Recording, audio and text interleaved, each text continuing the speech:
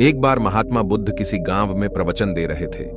वे अपनी बात को समाप्त करते हुए बोले, मानव के दुख का कारण है स्वयं को किसी से बांधना।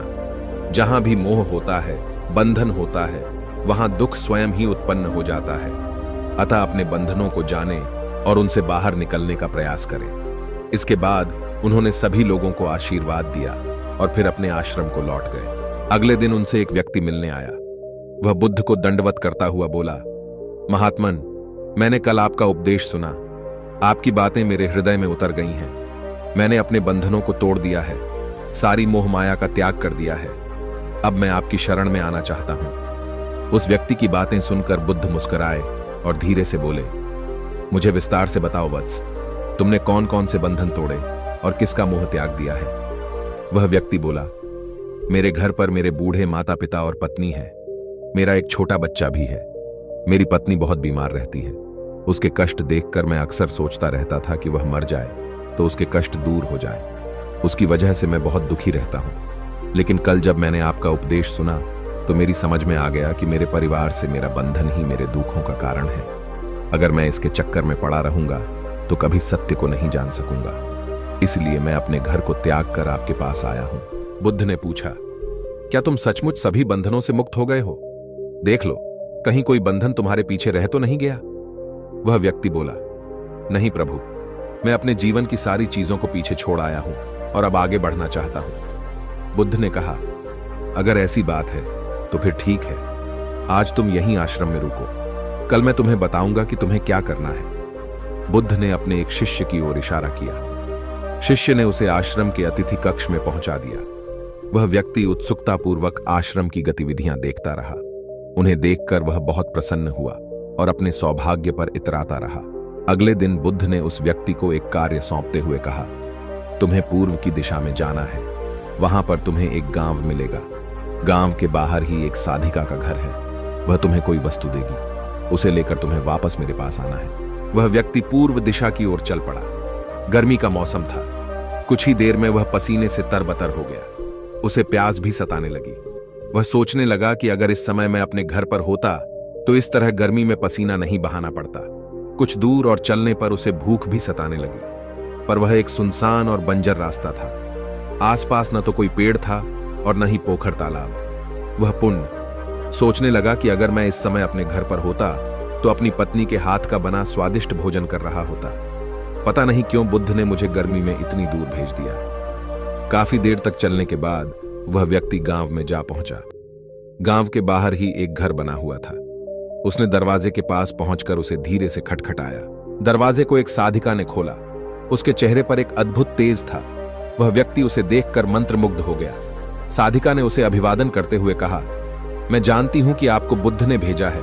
आप अंदर आ जाएं। वह व्यक्ति घर के अंदर चला गया। साधिका के कहने पर उसने पानी से हाथ मुंह धोया और एक चटाई पर बैठ गया।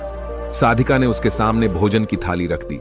वह जल्दी जल्दी भोजन करने लगा। अचानक उस व्यक्ति की नजर साधिका के पैरों पर पड़ी। उसके पैर बहुत सुंदर थे। वह उन्हें देखता ही रह गया। तभी साधिका ने उसका ध्यान भंग किया।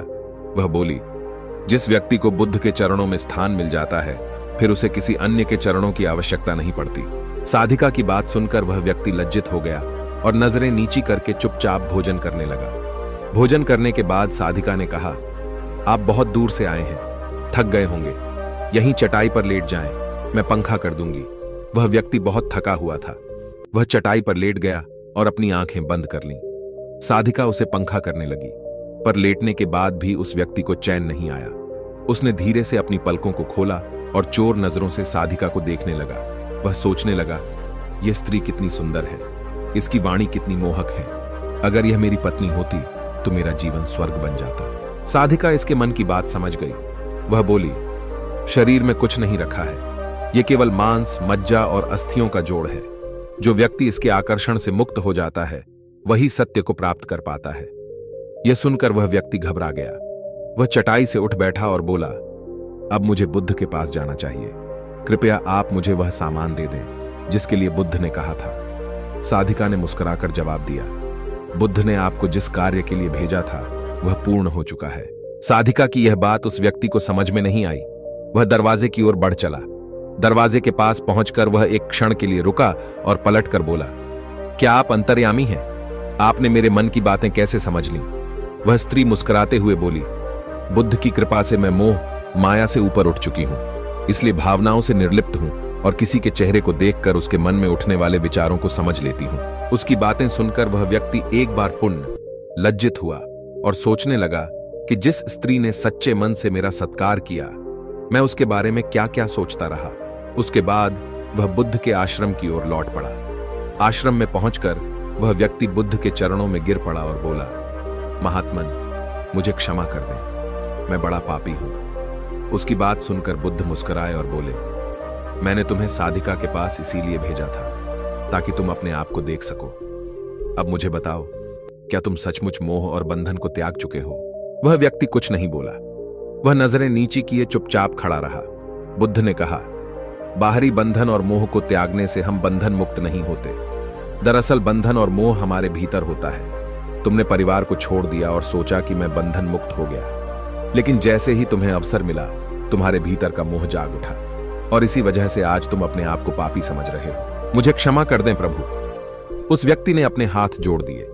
फिर वह धीरे से बोला, आप सही कह रहे हैं, मैं केवल अपनी पत्नी से पीछा छुड़ाना चाहता था। वह बहुत बीमार रहती है। 1 वर्ष से हमारे बीच संबंध भी नहीं बन पाए।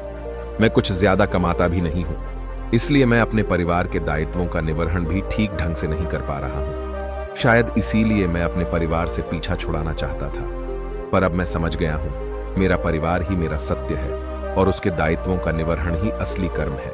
बुद्ध बोले, मैं जो कुछ भी कहता हूं वह अपने अनुभव के आधार पर कहता हूं। लोग मेरी बातों को सुनते तो हैं, पर वे अपने स्वार्थ के अनुसार ही उसका अर्थ ग्रहण करते हैं। इसीलिए मोह, माया, कामना, इच्छा, वासना, क्रोध को लोग बाहर की ओर खोजते हैं, जबकि यह हमारे भीतर ही है। हम दूसरों को देखकर तरह तरह की कामना करने लगते हैं। कामना से इच्छा जन्म लेती है, इच्छा से वासना पैदा होती है और वासना की पूर्ति न होने पर क्रोध उत्पन्न होता है। यह सब एक दूसरे से जुड़े हुए हैं। क्रोध के लिए हम सदैव दूसरे को जिम्मेदार ठहराते हैं, जबकि क्रोध का स्रोत हमारे भीतर है। तुम चाहोगे तो क्रोध आएगा, तुम चाहोगे तो क्रोध नहीं आएगा।